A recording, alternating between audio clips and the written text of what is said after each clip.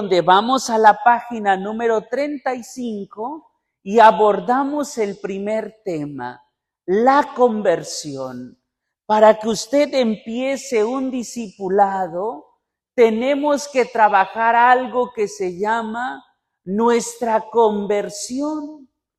Algunos popularmente dicen, cuando yo era del mundo. A ver, ¿que ahorita eres marciano o qué? No, sigue usted siendo del mundo, solamente que está trabajando una conversión. Esta conversión que ha marcado un antes y el ahora en mi vida. El antes, si me hubieran conocido, seguramente no me hubieran creído, o en estos momentos se están espantando de ver que ya he cambiado. Antes no valoraba los bienes que tenía. No digo que estaba en un vicio. Antes quizás me encontraba en un vicio. Antes era la persona más déspota que podrías tú conocer. Antes eras la persona que no valorabas lo que tenías por las otras personas.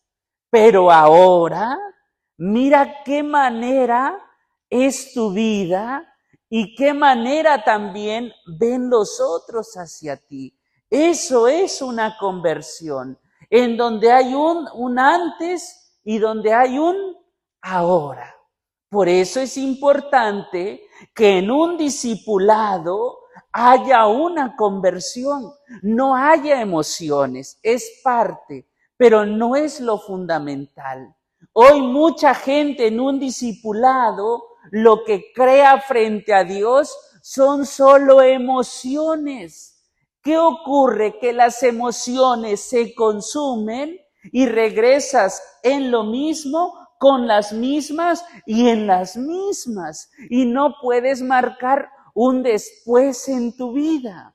Y lo más triste es que el que termina decepcionado es uno.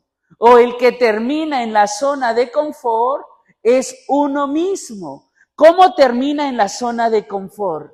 Es que yo me siento frío. Es que yo no siento nada ir a misa. Es que a mí no me dice nada Dios. Claro, porque no hay una conversión en tu vida.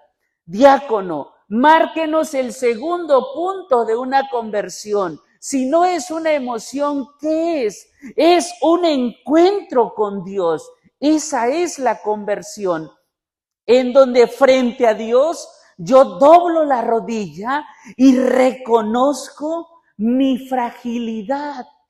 Algo que la Iglesia Católica llama concupiscencia. ¿Cómo se llama? ¿Quién sabe quién será esa señora? Bueno, concupiscencia, es decir, mi debilidad, mi falta, mi pecado, lo que hace que yo ofenda a Dios. Lo reconozco, me acepto que soy débil, me acepto que siempre esta tentación sigue mi vida, pero hoy reconozco que en el nombre de Dios voy a salir adelante. Eso es el inicio de una conversión, en donde hay propósitos de vida, en donde también hay ciertas características, entre ellos la más visible, que se llama mi gratitud con Dios, en donde hay promesas con Dios. Y miren las promesas que salen. En ocasiones no te alcanzan ni los dedos de la mano. Ahora voy a ser así, ahora va a ser así. Antes era chismosa, hoy dejaré de decir más, no es cierto. Hoy ya no voy a decir, daba 10, ahora doy 9. Me explico, hay propósitos en la vida, hay proyectos en la vida. A mí me admira más, de verdad, no porque sea lo mejor, pero lo veo mucho en los señores. Qué valor, incluso hasta hoy. Me da gusto que no hay tantas viudas, que muchos vienen con el esposo. Qué valor tan tremendo, de verdad. Se ve mejor, de verdad. O sea, hay más trascendencia. Por lo regular, las mujeres tienen la virtud de la docilidad. Nosotros los varones un poquito más el machismo y otras características que hacen difícil doblegarnos frente a Dios, pero que Dios está insistiendo. Eso es mi conversión, cuando lo reconozco como Dios y Dios empieza a hacer cosas grandes en mi vida.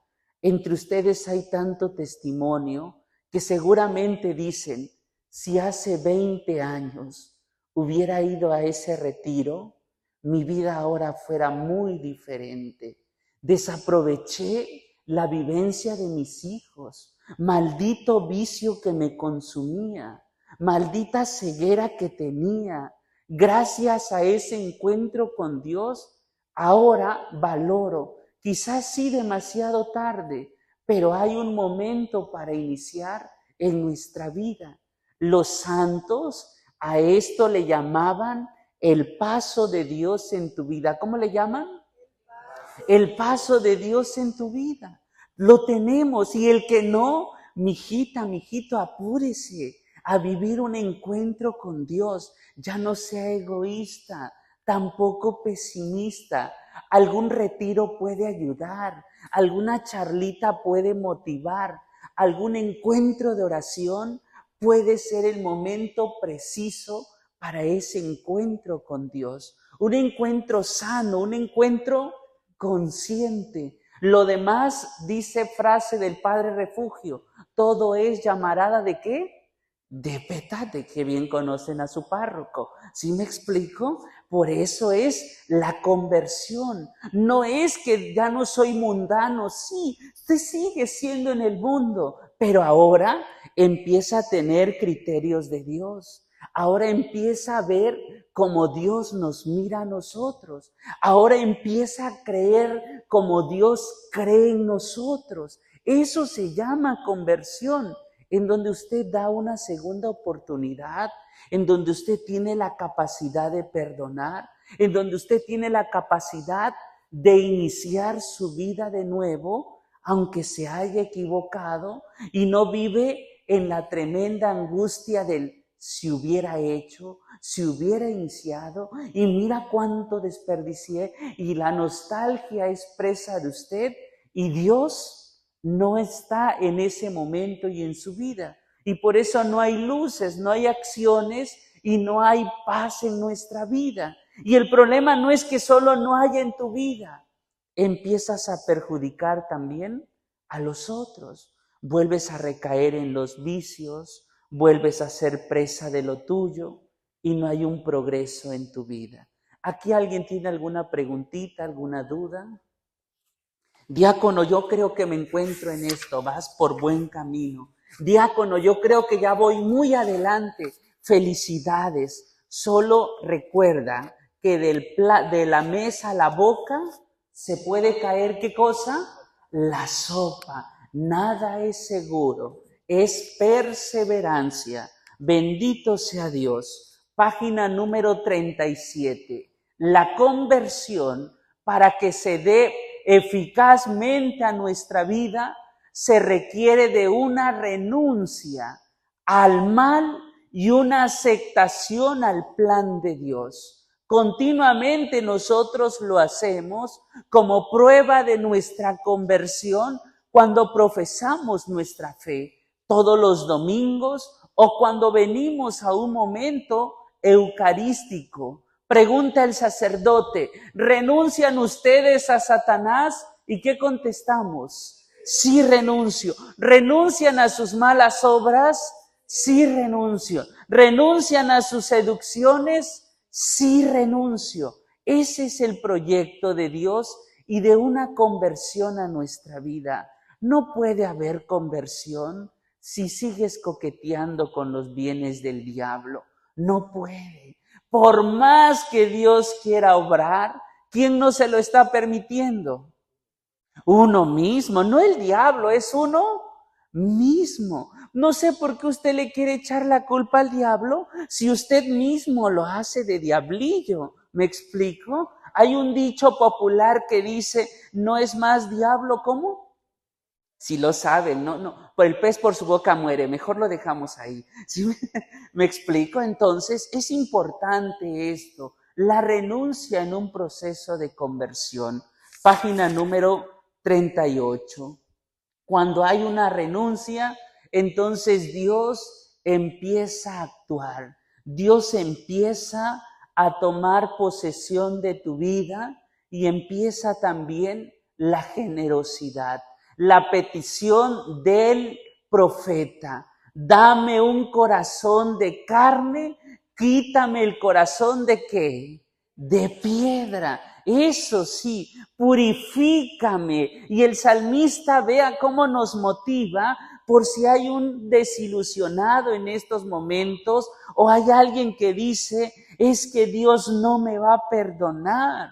Mire cómo dice el salmista: aunque tus pecados sean rojos como la sangre, Dios lo hará como blanco como la nieve. ¡Qué belleza de mi Dios! ¡Qué belleza de parte de Dios! De ese Dios enamórate, de ese Dios empieza siempre a interiorizarlo a tu vida, no del que te está esperando para mandarte al infierno. Oye, el diácono no cree en el infierno, existe el infierno, pero el motivo de la predicación y vida de la iglesia es para que nos salvemos, no para que nos vayamos ¿a dónde? Al infierno, no. Por eso disfrutemos del reino de Dios en estos momentos, desde ahora. Aquí sí les voy a invitar en algo muy personal.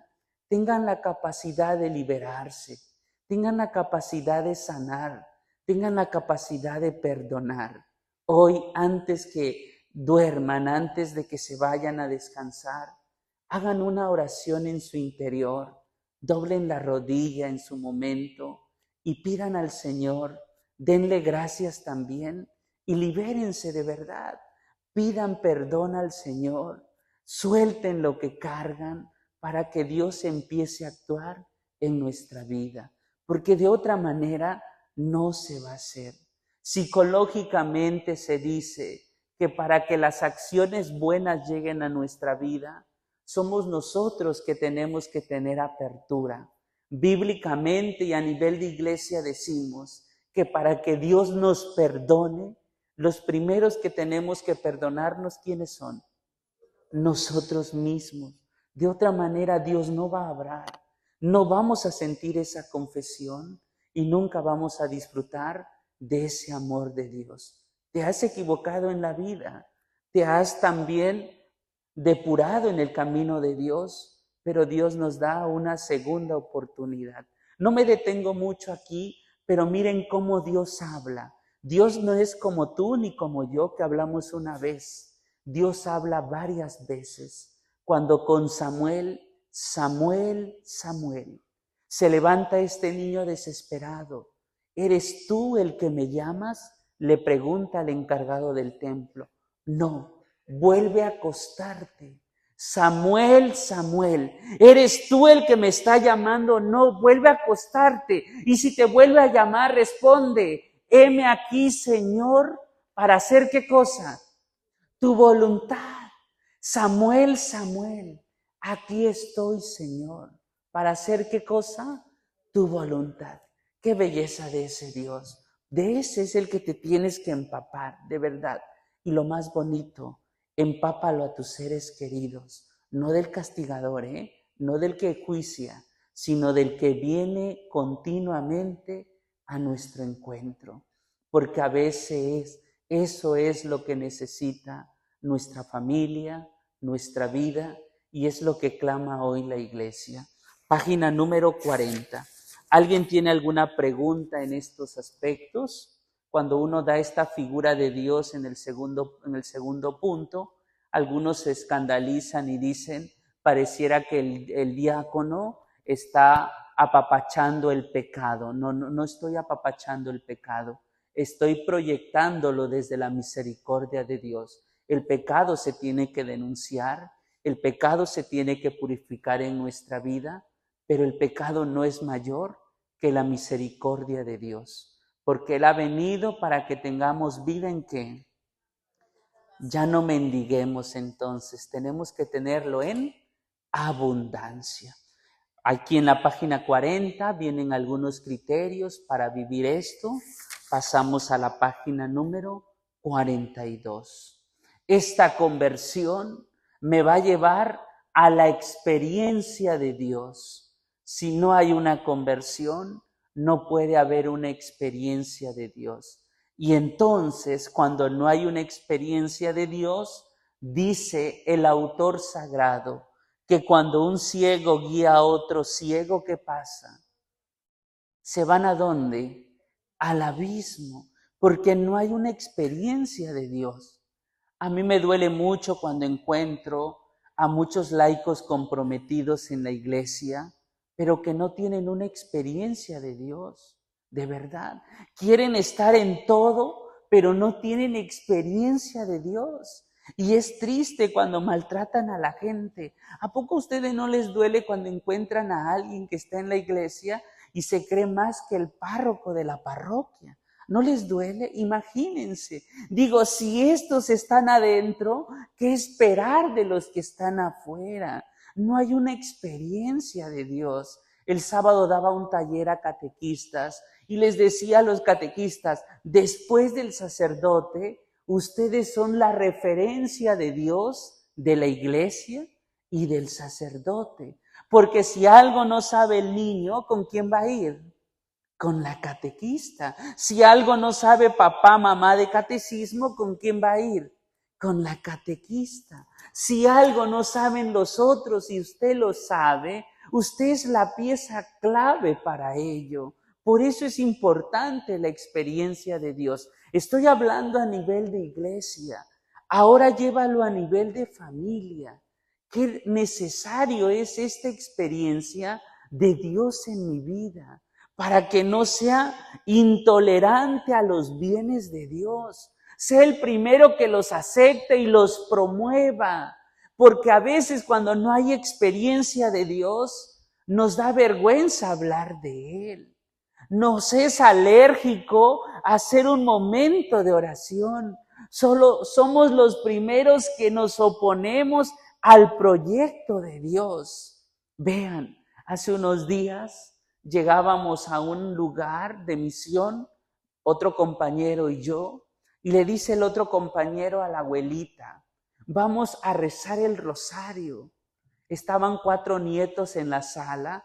Yo no sé si dijo, llegó del demonio, todos salieron corriendo. ¿Sí me explico? Vean, cuando hay una experiencia de Dios, también ama lo sagrado. Claro, es cansado, porque es cansado, pero pone de su parte, busca. Duele más cuando hay, según una experiencia de Dios, y encuentro en estos que tienen la experiencia, los que son rebeldes, los que dicen, ¿qué voy a aprender si yo ya llevo 20 años en la iglesia católica? Yo ya me sé todo, ya no voy a aprender, yo ya me sé todo, yo ya eso lo vi, mijito, desde hace 20 años. De repente se me va la lengua y digo, usted me va a enseñar porque usted ya sabe. Y aparte usted va a enseñar hoy conmigo. No, no, es que yo no, ¿me explico? Por eso es importante la experiencia de Dios. Esta experiencia de Dios, lo que hoy escuchábamos en el Evangelio, va a hacer que dejemos de ser fariseos y seamos coherentes con nosotros, con nuestra realidad, con lo que tenemos y con lo que somos. Porque hay una experiencia, hay alguien que es testigo de mí, hay alguien que lo tengo como testigo y que no puedo jurar en vano porque es mi testigo, no de Jehová, es testigo de mí, ¿no? Y ese es Dios que ha hecho experiencia en mi vida. Segundo criterio para reflexionar, preguntémonos, ¿hace cuánto que es descuidado mi experiencia con Dios? ¿Hace cuánto que no me confieso con devoción? ¿Hace cuánto que no hago un examen de conciencia minucioso? ¿Pienso que aquello no es pecado? ¿Hace cuánto no acudo a los momentos de la iglesia con devoción? ¿Hace cuánto no cocino con ese amor que se amerita? ¿Hace cuánto que considero que el trabajo es una carga para mí? Una experiencia de Dios me permite disfrutar y realizarme como persona. Traigo el ejemplo de Santa Teresita. Es una jovencita que entró al convento y que su experiencia de Dios le llevó a decir a su mamá: mamá, yo quiero que te mueras. Pareciera que estaba loca. Mamá, yo quiero que te mueras. Y la mamá le decía: ¿por qué, mija? Mamá, yo quiero que te mueras, porque dicen que todos los que mueren van ¿a dónde? Al cielo. Y su experiencia de ella le llevó a entender que todos los que morimos vamos al cielo. Y ella quería que esa experiencia también la tuviera ¿quién? Su mamá. Marcara esa experiencia la mamá de Teresita. Claro, Dios se lo concedió en el momento en el que Dios quiso, no en el que Teresita quería. Esto es lo que quiero que comprendamos, que la experiencia de Dios marca nuestra vida y va a marcar hacia la vida de los otros cuando hay experiencia. Sería oportuno que en la próxima vez que nos confesemos, hagamos verdaderamente un examen de conciencia y que seamos sinceros. He descuidado mi experiencia con Dios. Ese día que Dios me encontró y que yo tuve la capacidad de doblar las rodillas, le prometí tantas cosas. Y nada de lo que he prometido le he cumplido. Hoy pido perdón a eso y vuelvo a renovar un compromiso en el que yo pueda con Dios. Quizás buscar un sacramento que me falta. ¿Por qué no la vida matrimonial? Quizás acercarme a un servicio a la iglesia. Quizás acercarme con valor a dejar un vicio. Quizás tener el valor de depurar mi carácter, mi temperamento, porque está haciendo mucho daño. Quizás tener el valor de decir: hoy entendí que la lengua no tiene hueso y que de repente digo de más. Comprendo, he entendido que he enjuiciado a las personas, los he calumniado, me he burlado sin entender cuánto se han esforzado ellos. He calmado la vida de alguien, por ejemplo, diciéndole: eres inútil, solo eso puedes. ¿Cómo la experiencia de Dios tiene que marcar también la sinceridad en tu vida? ¿Alguna pregunta en este tercer punto?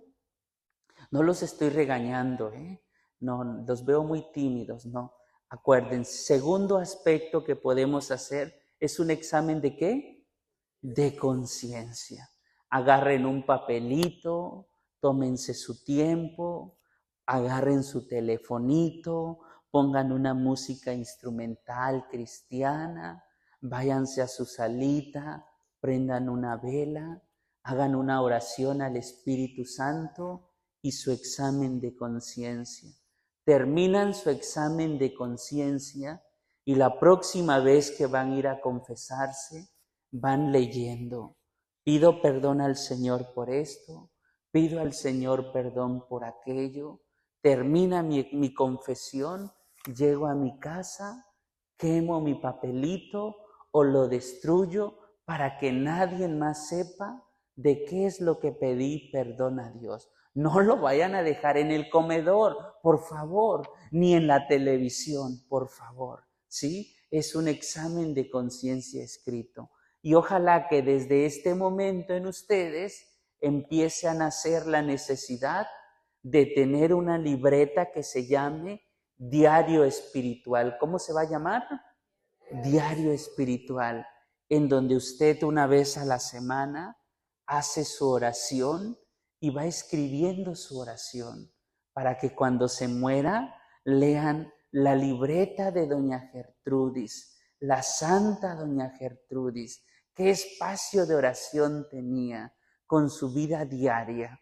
La vida espiritual es algo serio. A mí me ha tocado acompañar a personas que llevan su libretita y que dicen, diácono, como matrimonio tenemos un problema. Aquí está nuestra libretita porque cada semana hacemos nuestro diario espiritual y te das la pauta para leer la libreta, terminar y poder orientar a ese matrimonio. No solo es para las religiosas, no solo es para los seminaristas, no solo es para el sacerdote, son para todos los laicos. Usted es un laico y tiene derecho a vivir una espiritualidad. No se necesita estar en un convento para vivir la espiritualidad. Desde su diario vivir, usted va a vivir una espiritualidad. Y cuando se vive una espiritualidad, tiene sentido nuestra vida. Cuando no, andamos mendigándole a la vida. Continuamos, página número 47. Esta experiencia de Dios se alimenta con algo que la Iglesia nos llama oración personal. ¿Cómo se llama? Oración personal. La conversión se alimenta de una experiencia acompañado de una oración personal. Ya hace un momento hablaba de algunos métodos que a usted le puede ayudar. Esta oración personal, en donde traigo a resonar que no es rezar, es orar con Dios. Y para orar necesitamos nuestro espacio y acompañarnos del silencio, porque yo voy a hablar y también Dios hablará ¿con quién? Conmigo. Vea, requiere de un espacio y del silencio. No se preocupe si lleva su libretita, su librito de oración. No se preocupe si usted lleva su devocionario. No se preocupe si se le olvidó quizás la Biblia. Preocúpese cuando no haya un espacio y cuando no haya silencio. Los adultos se nos da muy fácil tener un lugarcito. Y a veces no es necesario, si no se puede, que vengamos a la parroquia, a la iglesia. A veces podemos hacer nuestro lugarcito en nuestra casa, en el patio, ir a sentarme a ese lugar en donde yo me siento cómodo para orar, ¿sí? El problema es que tú entiendes orar como alzar las manos y no. Ese es un modo de orar. Si a ti te nutre ese modo de orar, qué bueno, pero no es el modo universal, ¿eh? Tampoco que te desmayes, no. Eso se llama sueño, ¿sí? ¿Cómo se llama? Sueño. Yo le digo al grupo de la parroquia donde estoy, porque me dice, diáconos, expónganos el Santísimo. ¿Para qué les expongo si nada más les expongo y todos empiezan a desmayar? Yo termino orando con el Señor. Mejor en el seminario hago eso. No sirve que les exponga el Santísimo. ¿Sí me explico? Tu oración personal, no comunitaria. Acá no es que yo ya fui al rosario de la parroquia. ¡Qué bueno! Es que yo ya fui a la hora santa en la parroquia. ¡Qué bueno! Oración, ¿qué cosa? Personal. Y es la que no hacemos. Ese es el problema. Confundimos, somos gandallas con Dios. Conocí a una persona que dice, es que yo ya fui a mi misa, el domingo fui a las 5 misas de la parroquia para no ir todo el mes. No, tampoco, no, imagínense, eso es al extremo. Por eso no hay una fecundación espiritual en su vida. Tiene el propósito, tiene las herramientas, pero no tiene el medio para madurar su espiritualidad. Tercer criterio que usted se lleva hoy, la oración personal. Vamos a la página número 56. No, perdón. Este punto, ya casi vamos a terminar, pero quiero tratar este punto con ustedes. Página número 62. Cuarto punto, la asesoría espiritual. Fecundar la espiritualidad en nuestra vida, la conversión, la vida con Dios, la oración y la asesoría espiritual. En ocasiones En esa oración personal, Dios da luces para tu vida y luces que trascienden. No les voy a decir en dónde, pero algo que a mí más me ha costado en mi ministerio es decirle a un matrimonio de 71 años de vida de los dos que se tenían que separar. Qué complicado para mí orientarle a estas personas y decirles, es que usted tiene que ser feliz. Sea feliz por lo menos un día en su vida. Qué complicado para decirle a un matrimonio que aparentemente ha convivido mucho, pero que no han sido felices. Y es cuando tú dices, ¿dónde tendré certeza en mi vida? Y es en esa oración personal que Dios va a dar luces en tu vida. Claro que lo está dando, pero ¿cómo lo puedo discernir en mi vida? Porque solo pienso que no puedo. Correcto, no podrás solo. Sí, requieres de Dios también, correcto. Pero es importante una segunda persona que se llama un asesor espiritual. ¿Cómo se llama? Y todos nosotros deberíamos de tener un asesor espiritual. El asesor espiritual es la persona que en las luces de Dios en tu vida te ayuda a tomar y a discernir lo correcto que es para ti. Dios ya dio la solución. El asesor espiritual te va a orientar cómo llevar a cabo esa solución en tu vida. ¿Y cómo se llama esto? Asesoría, ¿qué? Espiritual, no confesión, asesoría espiritual. Y entonces aparece un laico y me dice, diácono, ¿yo puedo tener un asesor espiritual? Claro, usted puede tener un asesor espiritual. Yo pensaba que solo los seminaristas, solo los diáconos, solo los padres. No, todos tendríamos un asesor espiritual. ¿Y quién puede ser un asesor espiritual? Puede ser una religiosa, puede ser un seminarista, puede ser un diácono, puede ser también un sacerdote, puede ser el obispo, puede ser el papa o puede ser un laico preparado en la parroquia. Él puede ser un asesor espiritual. ¿Qué se requiere para yo llegar a un asesor espiritual? Se requiere que tú tengas la confianza primero en esa persona que estás buscando como asesor espiritual.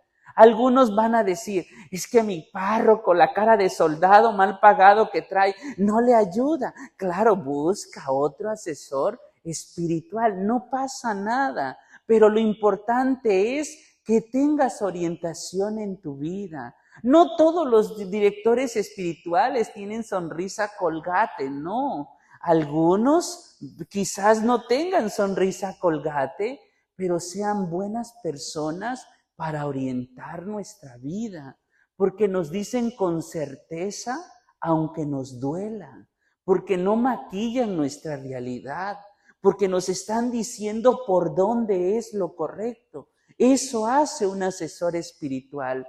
¿Saben qué ocurre? Que muchos de nosotros confundimos esto y somos muy malos, porque cuando nos vamos a confesar, queremos que el Padre platique con nosotros media hora y se te olvidó que hay 70 personas. Es confesión, no dirección espiritual. No confundas una confesión con una dirección espiritual. ¿Quieres dirección espiritual? Llama a la oficina, dile a la secretaria, quiero dirección espiritual con el Padre. Y el Padre te agenda qué día te recibe y sabe que te va a regalar 40 minutos o 30 minutos. Porque quieres una dirección, ¿qué cosa? Espiritual. No seamos gandallas entonces, robándole el tiempo a la gente cuando nos vamos a confesar. Hay un momento. Si usted busca el momento para recibir dirección espiritual, lo va a tener. Pero si usted no lo busca, seguramente el sacerdote le va a decir, señor, ya levántese, señora, ya, está muy bien la película, pero ya, póngale fin. ¿Sí me explico? Porque no es el momento. Nosotros tenemos que ser educados también en eso. ¿Alguna pregunta en este cuarto punto? Ninguno. Diácono, ¿yo puedo tener a un director? Sí, usted. Y cuando usted lo tiene, de verdad aprovéchelo. ¿Qué se requiere como tercer aspecto en el director espiritual? La sinceridad de ustedes. ¿Qué se requiere? La sinceridad, que ustedes no maquillen la realidad. Por ejemplo, si es un matrimonio que pide asesoría espiritual y ustedes se quieren, uy, nos amamos, Padre, cuando usted no está, Padre, cuando usted no está. Porque cuando usted está, sí, pero cuando no, como gatos y perros, ¿me explico? No, sinceridad. ¿Hace cuánto tiempo que no se están entendiendo? Apenas un mes. No, ya tiene 10 años, Padre. ¿Me explico? La sinceridad.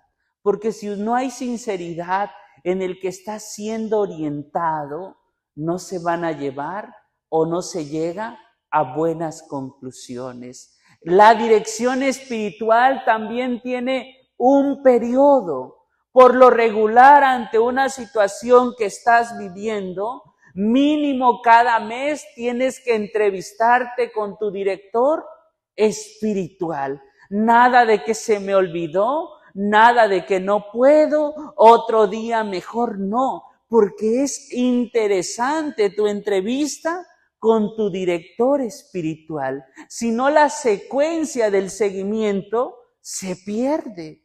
Y cuando tú vuelves a buscar a tu director espiritual, Padre, es que esto ya se lo dije, sí, pero ya se perdió, porque el tiempo que se está trabajando contigo, tú mismo lo interrumpiste y para una mejor certeza en tu vida, tenemos que volver a empezar.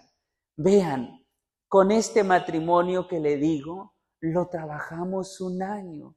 Y cuando porque ella tuvo el valor de decidir hasta aquí, de verdad, usted va a esa parroquia, 70 años, 71 tiene la señora, tú la ves tan feliz, tan contenta, y le digo, señora, ¿se vuelve a casar? No, ya, soy muy feliz ahora, dice, ¿para qué? Pero ya no bromeo más porque, ¿me explico? Sí, o sea, una certeza. Tú ves al Señor también que va a misa contento, de verdad feliz. Es decir, hubo un proceso de acompañamiento para una buena decisión. Quiero decir que solo no pude, tuve que pedir asesoría del párroco también para ver si íbamos correcto o no, porque eso es muy importante. Algunos dicen, sí, pero el matrimonio es que hasta que la muerte los separe, sí, pero ya cuando viven como el gato y el ratón, ya no hay amor. Se puede evitar una desgracia en la vida de los dos que componen ese matrimonio. La asesoría espiritual, entonces, es un tesoro invaluable. No tenga miedo. Ante la situación que usted está padeciendo, no ponga pretexto. La iglesia sale a su encuentro y es importante. Me da gusto que estén aquí porque usted va a orientar a otras personas. Hágalo como usted puede, pero hágalo. Ante ese matrimonio que está viviendo una dificultad, usted púchelo para que vaya. Dígale, yo voy a sacarte una cita con el Padre. Yo quiero salvar tu matrimonio. Ante ese joven que no tiene ya más esperanza de vida, díganle, yo voy a buscar a una persona que te acompañe en estos momentos que tú estás padeciendo. Ustedes serán los medios para que otros disfruten de una dirección espiritual en la vida de la iglesia. Diácono, en mi parroquia hay mucha necesidad de esto. También usted puede prepararse para que sea un director espiritual, una persona de confianza que viene. El director espiritual tiene la obligación de boca cerrada, ¿no entra? Mosca. Tenga usted la confianza. No va a ir el padre y le va a decir, mira, tu esposa se vino a quejar de esto tuyo. No, es como si fuera, no es un sigilo, porque no es confesión, pero se guarda el foro interno. no se describe, ¿no? Se puede decir el pecado, pero no se puede decir el pecador, no se puede decir. Y número 5, medios para vivir nuestra espiritualidad. Tenemos algo que llamamos florecillas. ¿Cómo llamamos? Florecillas. Tenemos también lo que llamamos jaculatorias. ¿Cómo llamamos?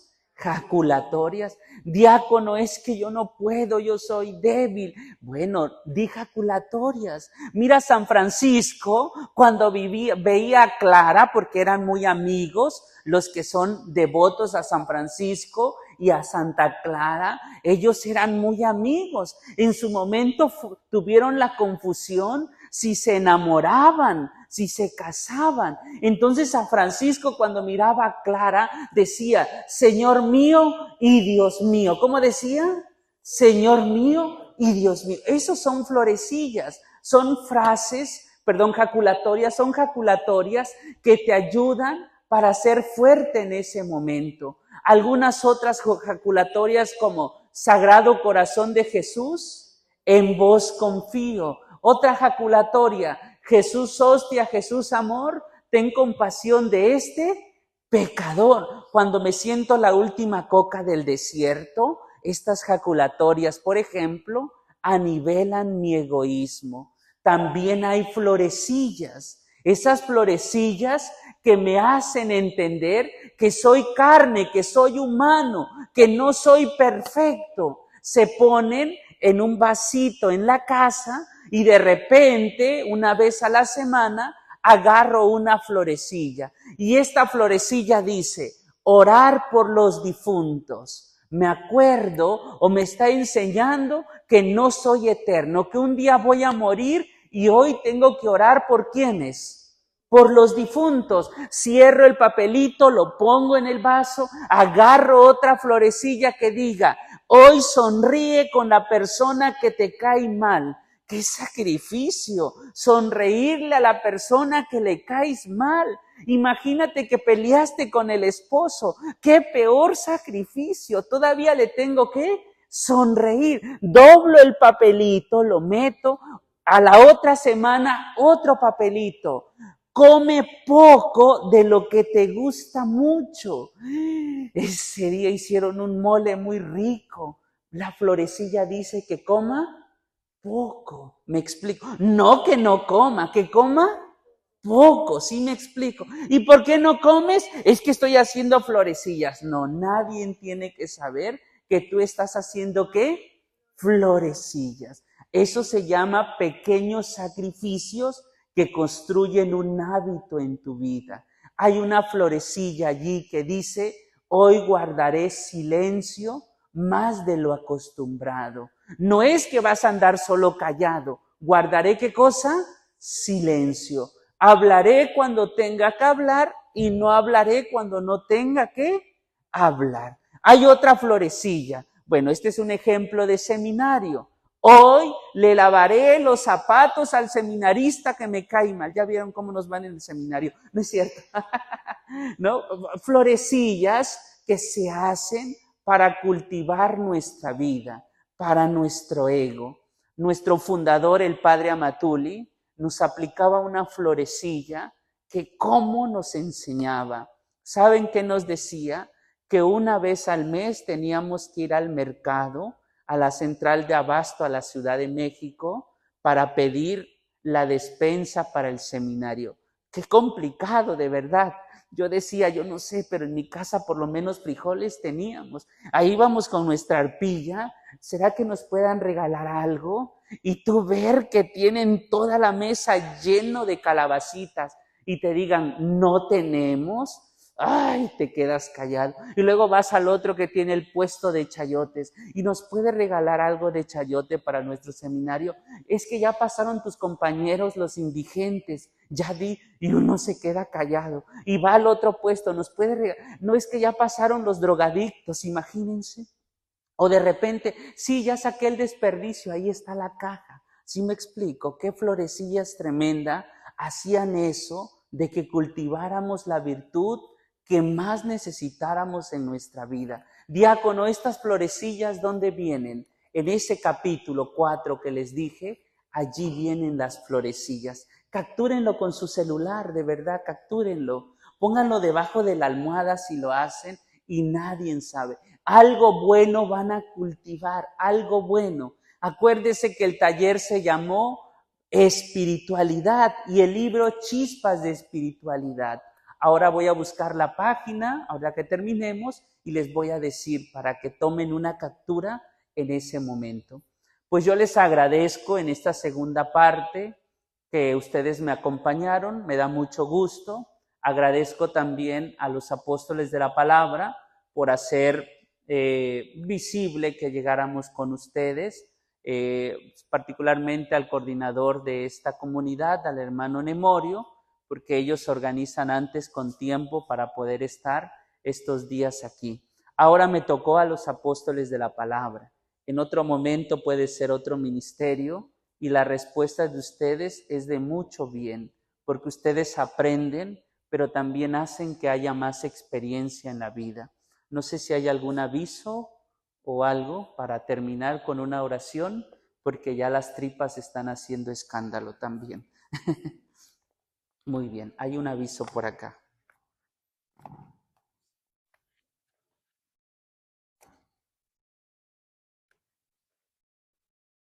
Ok, sí, nada más para la bendición final.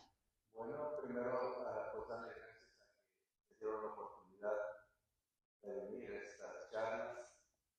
Pero que no sea la última, darle gracias al padre diácono, Gracias. Tony, que siempre que lo hemos invitado, pues, nos ha dicho que sí. Y esperemos que pues la próxima vez nos digan que sí. Y a ustedes que pues ahí pensábamos que nadie lo vio, pero vinieron hoy, se duplicó la cantidad. Gracias a ustedes. Pues como dice, hoy está por este ministerio en el futuro Salvador, pero venimos a aprender, no somos un ministerio, somos para evangelizar. Y ahí viene a evangelizarnos a todos, no solamente a los apóstoles. Invitarlos que si alguno de ustedes, tenemos apóstoles de San José, el coordinador, se reúnen ellos los martes de 7:30 a 9, y aquí nos reunimos los miércoles de 7 a 8:30. Y continuar aprendiendo, pues quizás el libro, otros ya tenemos un programa por ahí que vamos siguiendo. A veces yo les digo, es aburrido a veces estar escuchando, como yo creo que todos entendieron lo del diácono porque nadie hizo preguntas. Entonces, a veces es aburrido estar sentado escuchando solamente. Pero qué bonito es cuando uno sabe de lo que comparte. Entonces, ahí es donde da el fruto. Le doy las gracias. En la puerta hay un hermano Luis, va a haber una cajita si quieren poner una donación para el diácono, que sería de buena ayuda para su seminario, para sus seminaristas que vienen. Entonces les pido de corazón que si ustedes quieren hacer eso, con todo gusto, va a ser hermano en la salida. Y pues, gracias diácono. Muy bien. Y pues, le paso el micrófono. Muy bien, muchas gracias a ustedes. Ojalá y algunos de ustedes que no tienen algún ministerio pueda integrarse con los apóstoles de la palabra o algún otro ministerio en la iglesia. En la página 84, viene, por ejemplo, hasta recomienda algunos libros que nos acrecientan nuestra espiritualidad. En la página 85 vienen las florecillas que les decía. Página 86 también, página 87, ahí vienen las jaculatorias, qué jaculatorias repetir o qué jaculatorias aprendernos nosotros, ¿no? No todas, algunas. Yo no me sé todas las que vienen allí, algunas me acompañan, no todos. Página 88. La vida espiritual también requiere de una programación. Tenemos que programar nuestra vida espiritual. Ojalá y algunos de ustedes lo pongan en práctica. Les comparto, con esto termino, mi experiencia es difícil. Yo cuando ingresé al seminario y decían que tenemos que rezar el rosario personal por lo menos 3 veces a la semana, Yo decía, no, es mucho, es mucho. Pero algo que me ayudó fue empezar por un misterio. Y no a donde iba, trataba de rezar mi misterio de rosario, ¿no? Si iba de camino a la escuela, rezaba mi rosario personal, un misterio.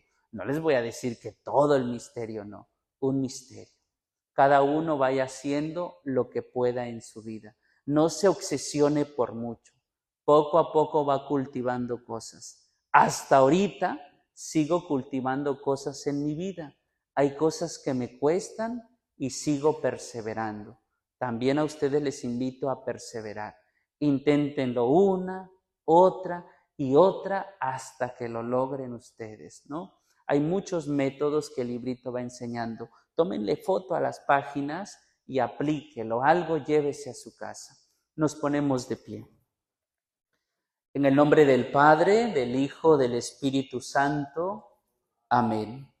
Vamos a darle gracias a Dios por este día, por permitirnos iniciar este encuentro espiritual con la Santa Eucaristía. Le damos gracias también porque Dios ha tenido un encuentro con nosotros.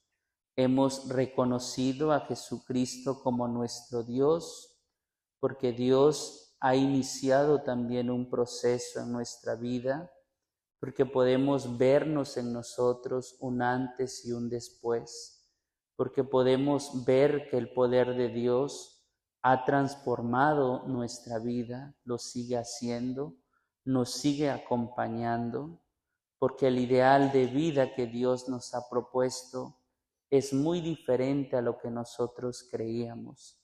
Gracias, Señor, porque eres bueno con nosotros. Gracias porque no nos condenas, sino tu misericordia es inmensa.